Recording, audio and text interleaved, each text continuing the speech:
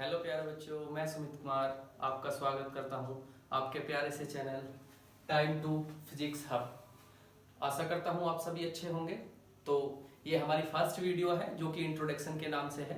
तो शुरू करते हैं इसको, लेट्स स्टार्ट। बड़ा एंजॉय आने वाला है वीडियो में।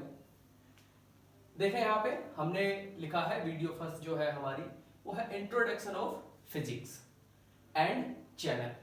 तो अब थोड़ा सा फिजिक्स के बारे में आज डिस्कस करने वाले हैं और बच्चों थोड़ा सा हम चैनल के बारे में डिस्कस करने वाले हैं। फर्स्ट पॉइंट हमने यहाँ पे लिया है अबाउट चैनल। अब बच्चों चैनल में यहाँ पे कुछ बच्चे सोच रहे हैं कि हमारे चैनल का नाम है टाइम टू फिजिक्स, तो क्या ऐसा है सर, इस पे सिर्फ फिजिक्स की ही वीडियोस आने वाली हैं?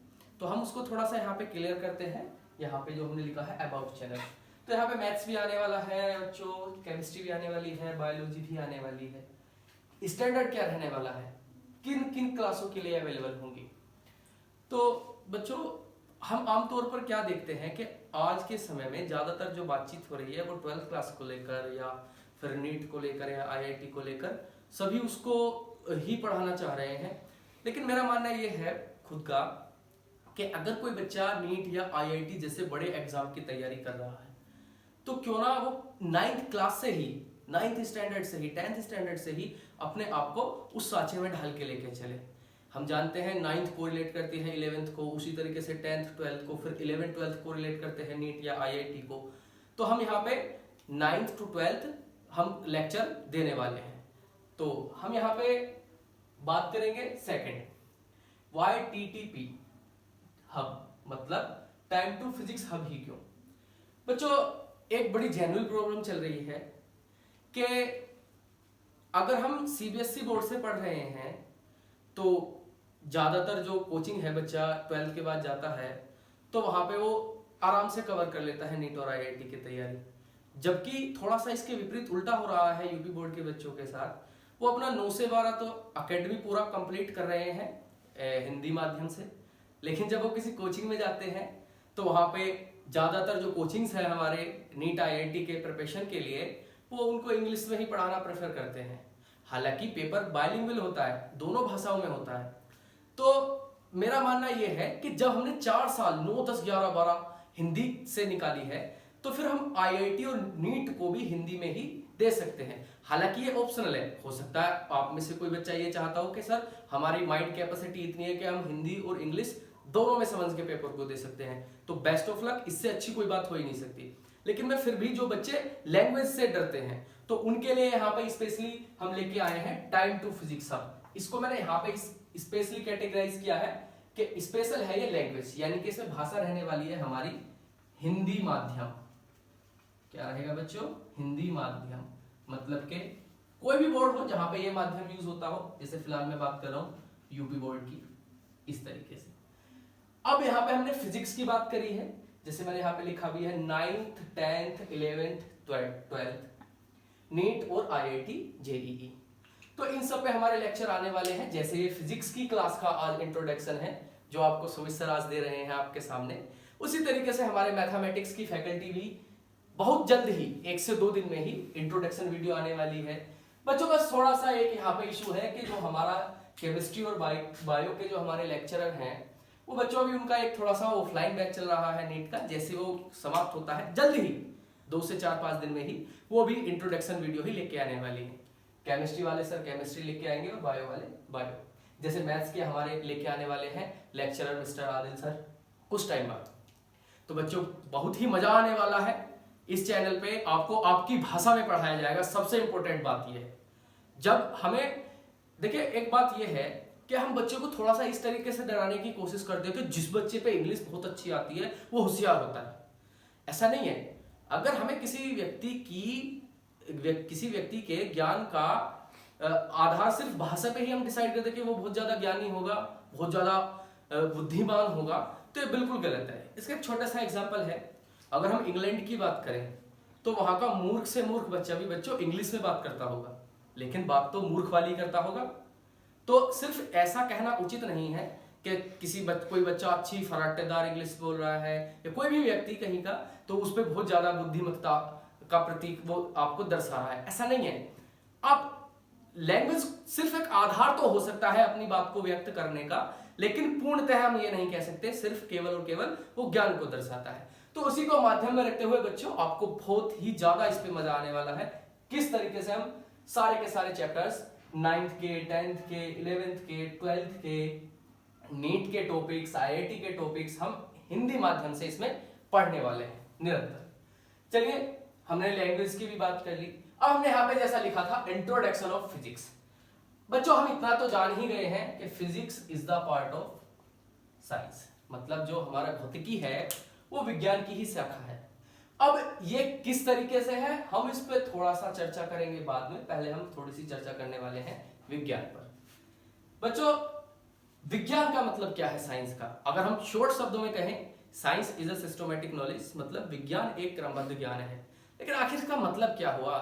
अगर हमको क्रमबद्ध का ही मतलब नहीं पता तो हम फिर विज्ञान का मतलब क्या बताएंगे बच्चों? तो उसको हम थोड़ा सा समझते हैं। प्रकृति में उपस्थित पदार्थों के क्रमबद्ध अध्ययन से ज्ञान प्राप्त करने और उस ज्ञान के आधार पर वस्तु की प्रकृति और व्यवहार जैसे गुणों का पता लगाने को ही विज्ञान कहते हैं। अब बच्चों यहाँ पे हमें प्रकृति, सबसे पहली बात आती है प्रकृति, नेचर। हम जानते हैं कि प्रकृति हमारे आसपास का पर्यावरण है, जैसे एग्जांपल ले सकते हैं। ऐसा हमेशा जरूरी नहीं होता है कि हमारे पास जब तक स्टेटमेंट प्रॉपर नहीं है तो हम अपनी बात किसी को नहीं बता सकते, ऐसा नहीं है। जैसे मैं भी फिर बात कर रहा हूं कि लैंग्वेज का प्रॉब्लम जो होता है, भाषा का जो विषय है, थोड़ा सा बच्चा वहां पे थोड़ा सा चूक जाता है बताने से। तो ऐसा नहीं है बच्चों, कोई भी बच्चा डरेगा नहीं। अब सुमित सर हैंडल करने वाले हैं यूपी बोर्ड से, तो आपको बिल्कुल नहीं डरना है। मेहनत आप करेंगे और कराएंगे हम, आप निश्चिंत रहें इस बात से। तो प्रकृति को हम ऐसे भी डिफाइन कर सकते हैं कि किस तरीके से हमारे आसपास का वातावरण है, पर्यावरण है, सौर मंडल है, समझ रहे हो बच्चों, पूरा का पूरा ब्रह्मांड है, नेचर है, तारे हैं, सूर्य है, उल्काज पिंड है, ये कितनी सारी बातें हैं। फिर हम पृथ्वी लेते हैं, यानी कि ग्रह लेते हैं, फिर उपग्रह लेते हैं, तो सारी की सारी बातें हम नेचर से पढ़ते हैं। धूप का निकलना, रात का होना, मतलब दिन का निकलना, ये कितनी सारी बातें हैं हम नेचर के अंदर जाके पढ़ते हैं। लेकिन इन सब के पीछे रीजन क्या होता है वो बच्चों हम पढ़ने वाले हैं 9 से 12 के अंदर। क्लियर बच्चों? 9 से 12 के अंदर वो हम चैप्टर्स में जाके पढ़ेंगे एक एक को बिल्कुल। अब यहाँ पे आगे हमने कहा पदार्थ के, पदार्थ क्या है? अगर हमें पदार्थ का ही नहीं पता तो बच्चों हम क्या कहेंगे? देखो मैं अपने शब्दों में समझाता हूं पदार्थ क्या है।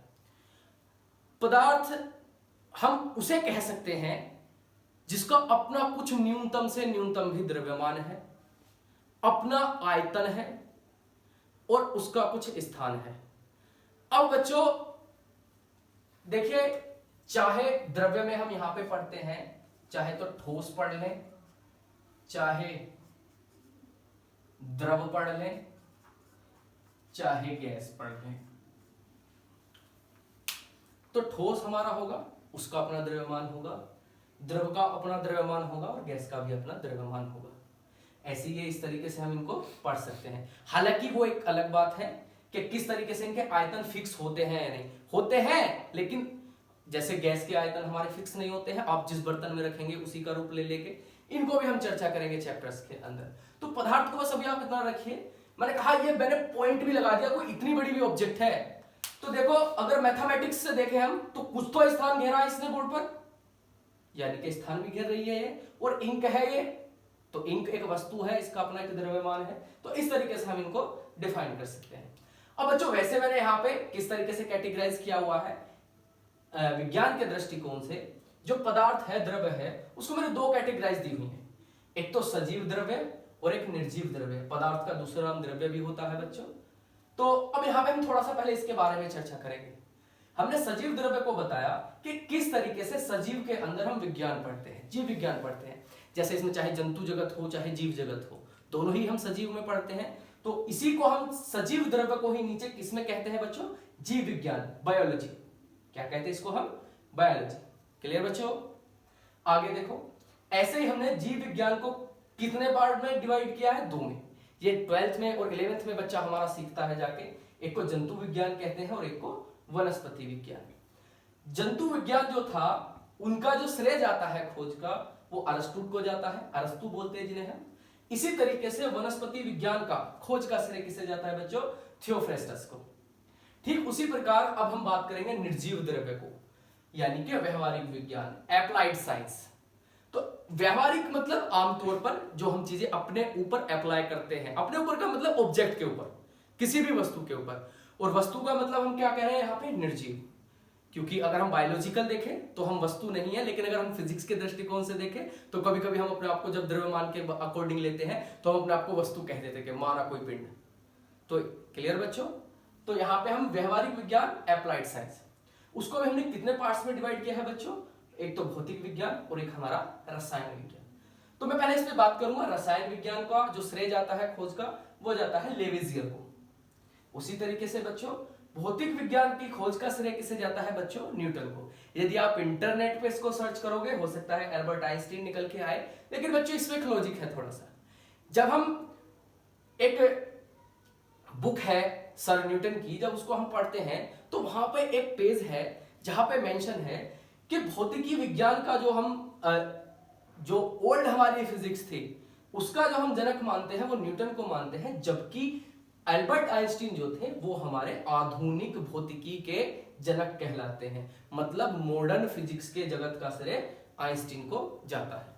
तो मेरे ख्याल से बच्चों ये आपको क्लियर हुआ होगा किस तरीके से हमने विज्ञान के बारे में समझा, किस तरीके से हमने फिर उसका कैटेगराइज को समझा कि सजीव द्रव्य क्या है, निर्जीव द्रव्य क्या है, जीव विज्ञान क्या है, व्यवहारिक विज्ञान क्या है, फिर उसमें भी हमने कैटेगराइज किया है। अब चूंकि बच्चों सुमित सर आपको फिजिक्स पढ़ाने वाले हैं, ये आपको बायोलॉजी के सर पढ़ाएंगे, ये आपको केमिस्ट्री के सर पढ़ाएंगे, सुमित सर आपको क्या पढ़ाएंगे?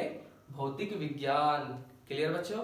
तो अब हम इस पर थोड़ी सी चर्चा करने वाले हैं भौतिक विज्ञान के ऊपर। चलिए बच्चों स्टार्ट करते हैं। अब हम चर्चा करने वाले हैं भौतिकी की, कि भौतिकी क्या है, फिजिक्स क्या है। आप बच्चों नेट पे सर्च करोगे तो आपको मिल जाएंगी बहुत सारी परिभाषाएं, जिनमें से एक है कि भौतिकी विज्ञान की वह शाखा है जिसके अंतर्गत हम प्रकृति और उसके नियमों का अध्ययन करते हैं। बिल्कुल सही बात है, लेकिन बच्चा सोच रहा है किस तरीके से अध्ययन करें हम, सर कैसे करें अध्ययन, क्या है ये? मेरा मानना है कि फिजिक्स को हमें सिर्फ 3 बातों में कोरिलेट करना चाहिए। जैसे कोई चीज है या कोई भी तथ्य है, इवेंट है कोई, तो जैसे हमने कह दिया कोई चीज है, तो इसके लिए हमें 3 बात का पता होना बहुत जरूरी होना चाहिए बच्चों। पहली क्यों है, दूसरी कैसे है, और तीसरी भविष्य संभावनाएं क्या होंगी। भविष्य संभावनाएं, फ्यूचर प्रेडिक्शन क्या होंगे। अब बच्चे सोच रहे होंगे क्या, तो मैं आपको एक छोटा सा एग्जांपल देता हूं इसका। देखिए बच्चों, ये मेरे हाथ में क्या है? मार्कर। मैंने लिया, वही छोड़ा, मैंने फिर से लिया, छोड़ा, कहां गिरा? मेरे हाथ पर। पहला सवाल, क्यों गिरा? तो हम एकदम से आंसर क्या देंगे? Under gravity. अंडर ग्रेविटी मतलब के गुरुत्व के अधीन। गुरुत्व के अधीन एकदम से बच्चे बताएंगे, जल्दी बताओ। क्लियर? कैसे है मतलब कि कैसे गिरा, क्या वेलोसिटी रही इसकी, मतलब कि वेग क्या रहा या चाल क्या रही, कितनी हाइट इसने कवर करी। तो बच्चों 9th क्लास में ही हम पढ़ लेते हैं फिजिक्स के माध्यम से गति के समीकरण। तो हम उनमें जी की फिक्स वैल्यू लगा दीजिए और टाइम बता दीजिए, आप बता देंगे कि वेलोसिटी क्या होगी, v बराबर u plus G T. Clear बच्चों? भविष्य संभावनाएं क्या होंगी। अब ये थोड़ा इंटरेस्टिंग है। किस तरीके से? मैंने कहा इसी मार्कर को हमने कहीं इसको 300 मीटर की बिल्डिंग पे ले गए और वहां से जाके इसको छोड़ा। अब बच्चों गिरा क्यों होगा ये? फिर से वही बात, ग्रेविटी के कारण। देखो रिजल्ट से किसके अनुसार? भौतिकी के। दूसरी बात हमने क्या, कैसे गिरा, मतलब कि इसकी वेलोसिटी क्या रहेगी। अब उससे भी एक मजे की बात यह है, अब बच्चे कह रहे होंगे सर क्यों पका रहे हो, कौन बच्चा लेके जाएगा 300 मीटर की बिल्डिंग पर? आप में से कोई जाने वाला है? नहीं, मैं भी नहीं जाने वाला। तो देखो इसको हम किस तरीके से समझते हैं। हमने कहा हम 300 मीटर की बिल्डिंग पर क्यों जाए अपना टाइम वेस्ट करने, जब हमने फिजिक्स पढ़ ली। क्योंकि फिजिक्स के अंदर अभी हमने चर्चा करी थी कि हमने क्या पढ़े हैं गति के समीकरण। जब वो हमारे पास हैं तो आप हाइट रखिए 300 मीटर, समय देखिए, वहां से भी हम इसकी वेलोसिटी निकाल सकते हैं। किस तरीके से वेलोसिटी निकलेगी इसकी, क्या वेग रहेगा, क्या चाल रहेगी, कितना समय लगेगा गिरने में, तो वो सारी बातें हम वहां पे भी सिर्फ वहीं यहीं पे खड़े खड़े या अपनी कॉपी में बैठे बैठे निकाल सकते हैं। तो हमें 300 मीटर की बिल्डिंग पर जाने की जरूरत नहीं है। तो इसी तरीके से हम इसमें चीजों को समझने वाले हैं, एक एक चीज को। अब यहां पे एक मैं मोस्ट इंपोर्टेंटली क्या अनाउंस कर रहा हूं बच्चों आपके लिए, चाहे 9th स्टैंडर्ड हो, 10th हो, 11th हो या 12th हो, हम बच्चों केवल पढ़ेंगे ही नहीं, हम करके भी सीखेंगे। हम अपनी आंखों के अंदर, वीडियोस के अंदर प्रैक्टिकल्स लाइव देखने वाले हैं बच्चों। मजा आ गया? आपको देखने के लिए मिलेगा साक्षात किस तरीके से घटनाएं घटित होती हैं, आपकी आंखों के सामने होंगी ये घटनाएं। और हमारा चैनल वो नहीं है कि हम किसी घटना को करेंगे और आपके लिए एक सवाल छोड़ देंगे, बताइए बच्चों क्या फिनोमिना है इसके पीछे। नहीं, अरे बच्चों अगर फिनोमिना आपको पता होती तो आप हमारा चैनल क्यों ज्वाइन करोगे, क्यों पढ़ोगे हमसे? तो ये फिनोमिना भी हम ही बताएंगे आपको, यानी कि उदाहरण किस पे है ये, क्या हमको ये फिजिक्स की घटना सिखा रही है, ये भी हम ही बताएंगे आपको बच्चों। वो एक अलग बात है, अगर बच्चा हमारी थ्योरी से समझ जाएगा तो हो सकता है वो कमेंट बॉक्स में जिस तरीके से हम बच्चे को बताना चाहते हो, हमसे भी बेहतर बच्चा हमसे पहले बता दे कि सर इस फिनोमिना के पीछे भौतिक विज्ञान के यह तथ्य या यह घटना लग रही है। क्लियर बच्चों? चलिए, ये तो हमने थोड़ी सी बात करी थी भौतिकी की, कि प्रकृति और उसके नियमों का अध्ययन करते हैं तो कितनी सारी बातें हम पढ़ते हैं बच्चों इसके भीतर। अब ये सब चीजें देखिए बच्चों, हालांकि जितनी भी मैंने तुमको ये फिजिक्स से रिलेटेड समझाई है, 11th क्लास में हमारा चैप्टर फर्स्ट है भौतिक जगत। क्या है बच्चों? भौतिक जगत, फिजिकल वर्ल्ड। अब यह हमें जब चैप्टर फर्स्ट पढ़ाया जाता है आमतौर पर, तो पढ़ाते हुए टीचर्स हमको ये सिखाते हैं कि बच्चों इसको बस पढ़ लीजिए, इसमें से एग्जाम में कुछ नहीं आने वाला। बिल्कुल सही बात है, किसी एग्जाम में से इसमें कुछ पूछा भी नहीं जाता, लेकिन फिजिक्स के अंदर इंटरेस्ट पैदा करने के लिए हमें इस चैप्टर को पढ़ना भी बहुत जरूरी है, क्योंकि जब मैं इसको पढ़ाऊंगा 11th क्लास में, तब आपको देखेंगे कि हम किस तरीके से फिजिक्स के अंदर इंटरेस्ट ले सकते हैं। मैं इंटरेस्ट की बात यहां इसलिए कर रहा हूं बच्चों, क्योंकि देखिए सफलता के लिए एक स्टेटमेंट है कि hard work is the key of success. तो बच्चों हमें यहाँ पे कोई परात वगैरह नहीं ढोनी है, कोई मिट्टी वगैरह नहीं हमको लाद के लेके जानी है कि हमको हार्ड वर्क मचाना है। हमको पढ़ना है स्मार्टली, और स्मार्टली हम कब पढ़ सकते हैं? जब हम उसके अंदर इंटरेस्ट पैदा कर दें। तो मेरा मानना यह है कि बिल्कुल सही बात है, hard work is the key of success, but मेरा अपना एक स्टेटमेंट है, सुमित सर का एक स्टेटमेंट है, interest is the key of success. मतलब मेरा मानना है ऐसा पर्सनली कि एंजॉय जो है, जो इंटरेस्ट है, वो भी सफलता का ही एक अहम हिस्सा है। तो हम किस तरीके से टॉपिक्स पे इंटरेस्ट लेते हैं, और बच्चा पहले से कहने लगता है कि सर हमको तो फिजिक्स बहुत अच्छी लगती है, हमको केमिस्ट्री बहुत अच्छी लगती है, इसका मतलब उसने गहनता के साथ उसमें इंटरेस्ट ले लिया, उसने बारीकी से छोटी छोटी बातों को पकड़ना शुरू कर दिया, इंटरेस्ट पैदा हो गया। अब उसको हार्ड वर्क करने की जरूरत नहीं है, अब वो सिर्फ स्मार्ट वर्क करना है। क्लियर बच्चों? तो इसी तरीके का हम सारा कुछ पढ़ने वाले हैं अपने टाइम टू फिजिक्स हब पर। तो क्लियर बच्चों? तो ये सब हम बातें देखो, ये क्यों है, कैसे है, फिजिक्स क्या है, डायमेंशन, इसी के अंदर पढ़ते हैं हम आविष्कार, फिर उनके आविष्कारक, कितनी सारी बातें पढ़ते हैं हम। थोड़ा सा वायुमंडल को, थोड़ा सा क्या बोले उसको हम, पर्यावरण और हमारा ब्रह्मांड, थोड़ी हम इतनी सारी जानकारी इसके अंदर कोरिलेट करते हैं इस चैप्टर के अंदर। बहुत इंटरेस्टिंग चैप्टर है बच्चों ये। जब आप मेरा लेक्चर देखेंगे 11th क्लास का, तब आपको पता चलेगा। अगर कोई बच्चा 11th पास कर चुका है कि वो क्या छोड़ के आया है, लेकिन वो डरे नहीं बिल्कुल भी, भयभीत ना हो किसी भी तरीके से। 11th के भी हम वीडियो लेके आने वाले हैं, तो कोई 12th पास आउट बच्चा भी इनको देख सकता है।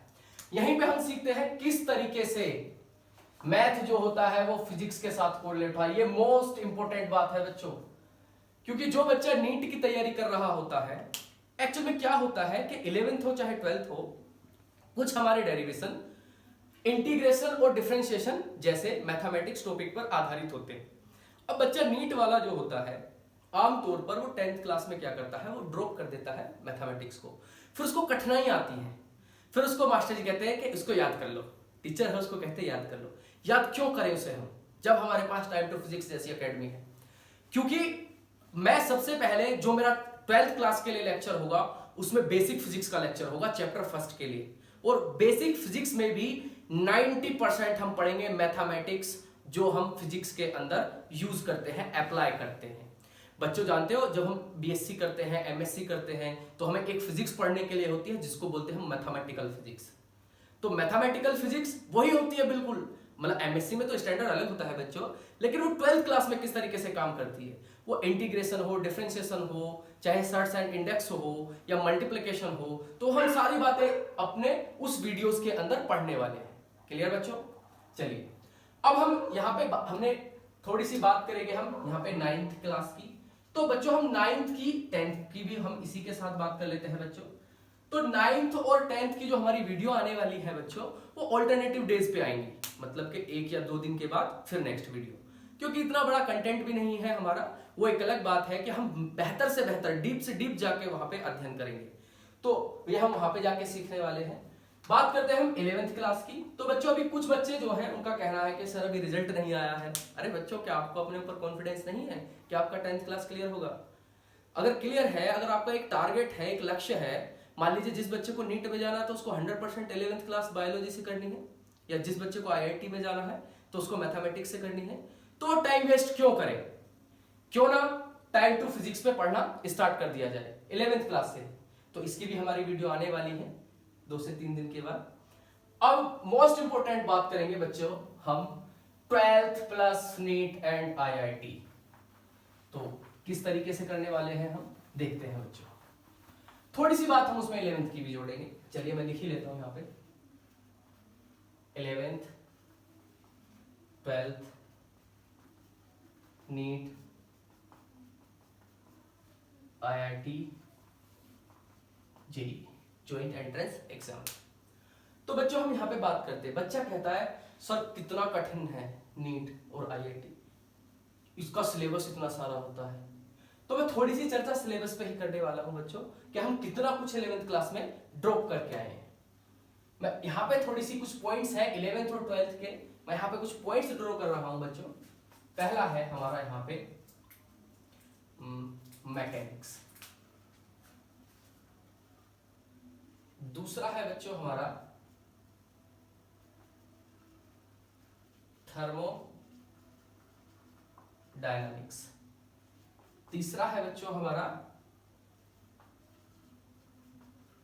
इलेक्ट्रोडायनामिक्स, फोर्थ है बच्चों हमारा लाइट, इसमें भी 2 बातें पढ़ते हैं, रे ऑप्टिक्स और वेव ऑप्टिक्स, और लास्ट है बच्चों हमारा मॉडर्न फिजिक्स, जिसमें हमें 2 बातें पढ़ने के लिए हैं, एक इलेक्ट्रॉनिक्स और एक इलेक्ट्रॉनिक्स डिवाइसेस। क्या क्या है बच्चों ये, गहनता से इन पे थोड़ा सी हम चर्चा करेंगे। देखो कितना इंटरेस्ट आने वाला है तुमको भी यहाँ पे। मैकेनिक्स यांत्रिकी, क्या कहते हैं इसको हम, यांत्रिकी। बच्चों जब हम यांत्रिकी पढ़ते हैं, चाहे थोड़ी सी 9th क्लास में हो या 11th क्लास में हो, तो वहां पे किस तरीके से हम देखते हैं कि हम किसी भी पार्टिकल के लिए, वस्तु के लिए, हम उसकी स्थितिज ऊर्जा को पढ़ते हैं और उसकी गतिज ऊर्जा को पढ़ते हैं। स्थितिज ऊर्जा प्लस गतिज ऊर्जा हम जानते हैं, उसी को हम यांत्रिक ऊर्जा भी कहते हैं। मतलब कि यहाँ पे देखिए, उससे भी पहले अगर हम बात करें तो हम डिस्टेंस यानी कि दूरी लेते हैं, चाल पढ़ते हैं, उसी तरीके से विस्थापन हो या वेग हो, फिर हम त्वरण पढ़ते हैं, फिर हम फोर्स समझते हैं न्यूटन्स के लॉ के अनुसार, फिर हम उसी के आगे वर्क समझते हैं, और वर्क को ही हम किसके रूप में संचित मानते हैं, एनर्जी के रूप में। क्लियर बच्चों? तो अगर हम देखें यहां से रिजल्ट हो, चाहे इक्वेशंस ऑफ मोशन हो हमारे, चाहे हमारे रूल्स ऑफ मोशन हो, जितनी भी बातें हम वहां पे पढ़ते हैं, तो अंततः हम वहां पे क्या पढ़ते हैं, उसकी स्थितिज ऊर्जा और प्लस गतिज ऊर्जा, मतलब पोटेंशियल एनर्जी और काइनेटिक एनर्जी। देखो बच्चों, दूसरा हमारा पॉइंट क्या है यहाँ पे, थर्मोडायनामिक्स, इसको हम क्या कहते हैं, ऊष्मा गतिकी। तो बच्चों 11th वाले बच्चे इस पे विशेष ध्यान दे रहे होंगे। इसमें हमने क्या पढ़ा था, ऊष्मा को, इसके नियमों को, मतलब हीट और साथ ही हमने इसको किसके रूप में पढ़ा था, टेम्परेचर की फॉर्म में। अगर बच्चों हम इस पे बारीकी से सोचें कि ऊष्मा, ताप, ये भी तो ऊर्जा का ही एक भाग है, मतलब कि हमने इसमें इनडायरेक्टली हमने इसमें क्या पढ़ी, ऊर्जा, एनर्जी। इसमें भी बच्चों हमने क्या पढ़ी, एनर्जी। मजा आ रहा है बच्चों? अभी और आएगा, देखो इधर। तीसरा पॉइंट हमारा क्या है, इलेक्ट्रोडायनामिक्स।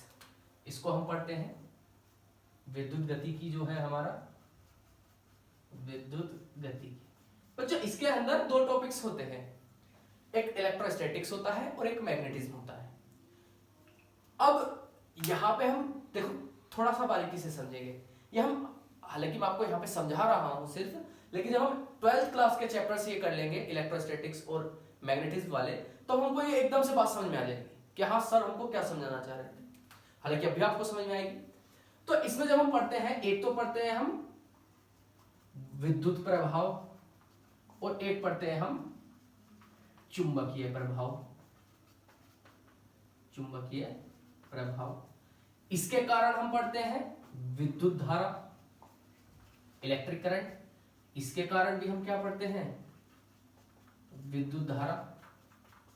इसके प्रभाव से इलेक्ट्रिक करंट जनरेट होता है। बच्चों अगर हम दोनों ही बात को ध्यान से देखें, इलेक्ट्रिक करंट को, तो इलेक्ट्रिक करंट भी बच्चों किसका भाग है, ऊर्जा का। मजा आ गया, एनर्जी। तो देखो हम फिजिक्स को सिर्फ कितना दिमाग में ये ऐसा एजम्पशंस बनाए हुए हैं कि कितनी टफ है फिजिक्स। नहीं बच्चों, नीट आईआईटी के लिए भी नहीं है। मैं ये नहीं कहता कि नीट आईआईटी ऐसा एग्जाम है कि आप जाएंगे तो जैसे हम 12th क्लास के पेपर देने जा रहे हैं, बोर्ड पेपर देने जा रहे हैं, तो उसी तरीके से नीट और आईआईटी निकल जाएगा। नहीं बच्चों, उसके लिए हमको थोड़ा सा एडवांस तो बनना पड़ेगा।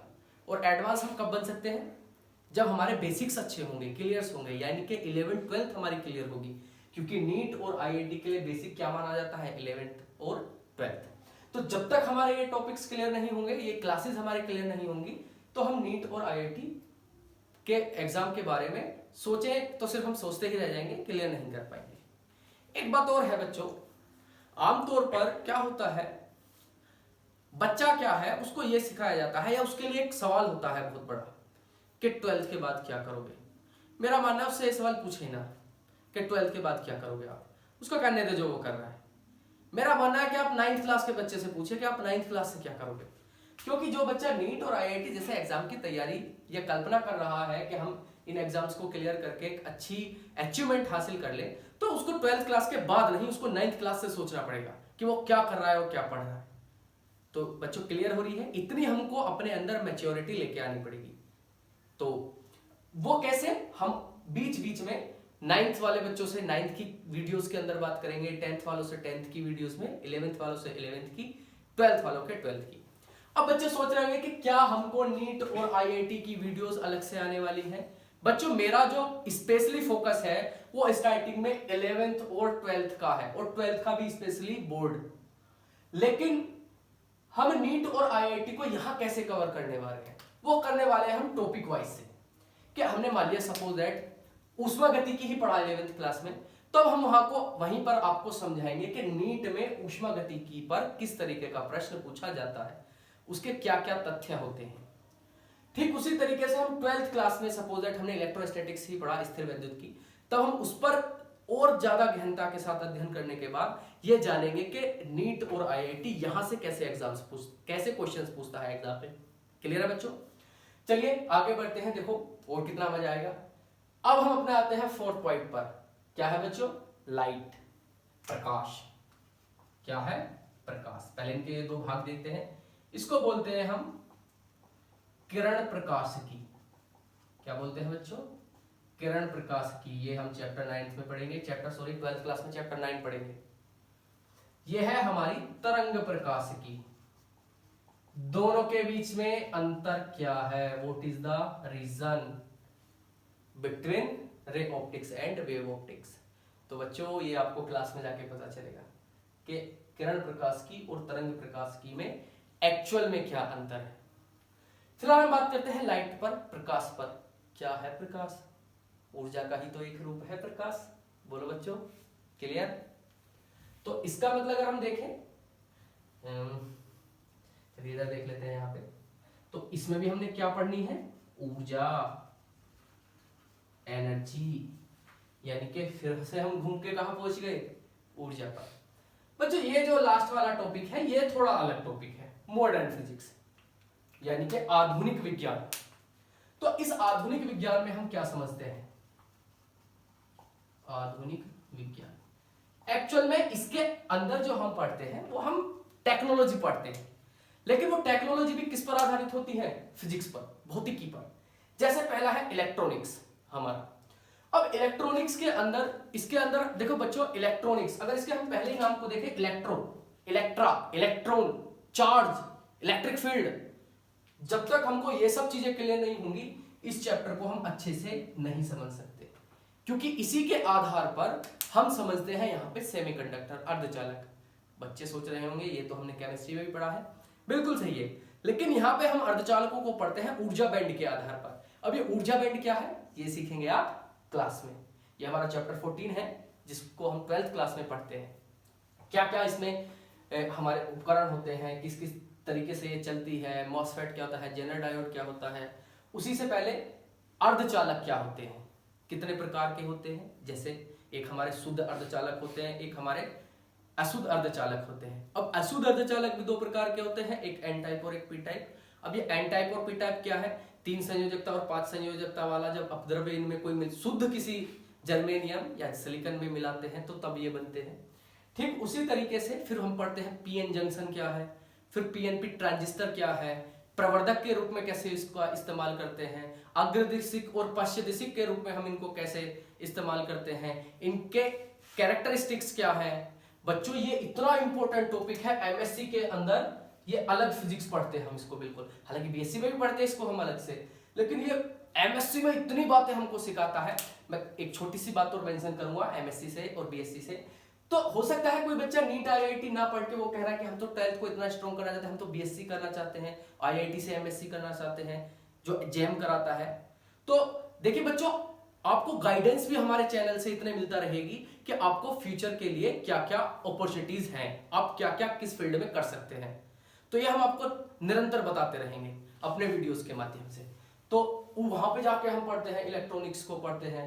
अब ये इलेक्ट्रॉनिक्स डिवाइसेस क्या है, तो जिस तरीके से हम इलेक्ट्रॉनिक्स पढ़ते हैं इसी पर आधारित, इसी से मिलकर एक नया शब्द बनता है इसके डिवाइसेस, और इसके उपकरण, इसी के उपकरण, जिसमें पढ़ते हैं हम लॉजिक गेट। इसके अंदर क्या पढ़ते हैं हम बच्चों, लॉजिक गेट। ये हमारा 12th क्लास में चैप्टर 15 है, लास्ट चैप्टर है ये हमारा 12th क्लास का। इसके अंदर हम जाके सीखते हैं किस तरीके से ओर गेट लगता है सर्किटों में, किस तरीके से हमारा नोर गेट आता है, किस तरीके से हमारा नोट होता है, किस तरीके से एंड होता है, किस तरीके से नैंड बनता है। तो ये हम सारी बातें वहां पे पढ़ने वाले हैं लॉजिक गेट्स में और उनके सब्स्टिट्यूशन से बनने वाले गेट। तो बच्चों आशा करता हूं आपको ये सभी बातें समझ में आई होंगी। ये थोड़ा अलग है, अगर मैं इसकी बात करूं ये हम 11th में कवर कर लेते हैं, इसकी बात करूं तो ये हम 12th क्लास में कवर करते हैं। लेकिन बच्चों ओवरऑल अगर हम सारी बात को घुमा के देखें तो हम किस पे पहुंचते हैं, ऊर्जा पर। इतने पार्ट के लिए अगर मैं बात करूं तो बच्चा इतनी सी बात नहीं समझ पाता है, जिसकी वजह से बच्चा नीट में भी 120 नंबर से प्लस कर ही नहीं पाता, सोचता है कि अगर 80 पे या 70 पे हो गया तो भाई फिजिक्स बहुत अच्छी होगी। नहीं, हमारा टारगेट है 120 प्लस कम से कम हमारे नीट जैसे एग्जाम में हो। ठीक उसी तरीके से अगर हम बात करें तो आईआईटी में भी हमारा बहुत अच्छा स्कोर रहे फिजिक्स का। तो डरे नहीं बच्चा बिल्कुल भी, बस आप मेहनत करने के लिए ठानिए और कराएंगे हम। वो एक आपने सुना भी होगा कि देखिए सफलता मिले या ना मिले ये तो मुकद्दर की बात है, लेकिन हम कोशिश ही ना करें ये भी तो गलत बात है। तो हमें सिर्फ कोशिश करनी है। और एक और बात बच्चों, हम किसी भी अचीवमेंट को तब तक नहीं प्राप्त कर सकते जब तक के उसको प्राप्त करने की हमारे अंदर कंटिन्यूटी ना हो, सततपन ना हो, एक जारी ना हो, निरंतरता ना हो, बिना किसी एक्सक्यूज के निरंतर हम अभ्यास ना करें, एक्सरसाइज ना करें, तब तक हम उस अचीवमेंट को नहीं ले सकते। तो आप बस निरंतरता के साथ जुड़े रहिए, वीडियोस को देखते रहिए। इतना मैं आपको ये नहीं कह सकता कि अब मैं कोई वो नहीं हूं कि मैं आपको कोई प्रॉमिस कर रहा हूं कि आपका यहाँ से सिलेक्शन होगा ही होगा, ऐसा नहीं। अगर आपसे अगर कोई कोचिंग वाला भी कह रहा है तो आप कृपया मत सुनिए, वो आपको भ्रमित कर रहा है। आप वहां देखिए कि जहां आपको आपकी भाषा के अनुसार समझ में आ रहा है, चीजें क्लियर हो रही हैं दिमाग के अंदर। क्योंकि जब तक हमारी जिस चीज को हमने 9 से 12 तक सीखा है जिस भाषा में, अब उसके बाद हम एकदम से चीजें चेंज करते हैं तो हमको बहुत कठिनाई आती है। यदि आपको कठिनाई नहीं आ रही है तो अच्छी बात है, बेस्ट ऑफ लक, आप लगे रहिए, वहां करते रहिए आप प्रिपरेशन। लेकिन अगर किसी बच्चे को लैंग्वेज की परेशानी आती है तो उसी के लिए टाइम टू फिजिक्स हब बना है। तो कोई भी बच्चा निराश ना हो कि अब आईआईटी में सिलेक्शन कैसे होगा, नीट में सिलेक्शन कैसे होगा, बोर्ड में 95 प्लस प्लस प्लस मार्क्स कैसे आएंगे। यहाँ प्लस का मतलब 1 मार्क्स है बच्चों। अब आप देख लीजिए आप कितना 95 अब जा सकते हैं। जैसे मैं एक छोटा सा ले रहा हूँ एग्जाम्पल, मैंने 2016 में फिजिक्स 12th पास आउट किया था। मेरा भी सपना ऐसा ही था कि मैं भी 98, 99, 100 तक जाऊं, लेकिन बाय चांस 94 ही रह गई। लेकिन मैं ऐसा करूंगा कि मेरे विद्यार्थी 94 पर नहीं, वो सिर्फ 12th क्लास की फिजिक्स नहीं, वो नीट और आईआईटी में भी टॉप करें, वहां पे भी 100% अपना इनपुट दें। देखेंगे फिर आपको कितना अच्छा आउटपुट मिलेगा वहां से। तो आशा करता हूं आज की वीडियो में आपको सारी बातें अच्छे से समझ में आई होंगी। अब जितनी भी हमारी वीडियोस आने वाली हैं वो क्लास वाइज और चैप्टर वाइज उन्हीं के आधार पे आने वाली है। ये तो एक छोटी सी चैनल की इंट्रोडक्शन की वीडियो थी, और साथ ही में चूंकि मैं फिजिक्स पढ़ाऊंगा आपको, आप सुमित सर से फिजिक्स पढ़ने वाले हैं, इसीलिए मैंने यहाँ पे थोड़ा सा फिजिक्स को इंक्लूड किया है इस वीडियो के अंदर। तो हम देखेंगे आगे किस किस तरीके से हम हर क्लास के अंदर फिजिक्स को पढ़ेंगे। तो बच्चों हम अब प्रत्येक क्लास की क्लास वाइज चर्चा करेंगे और सब्जेक्ट के अनुसार करेंगे।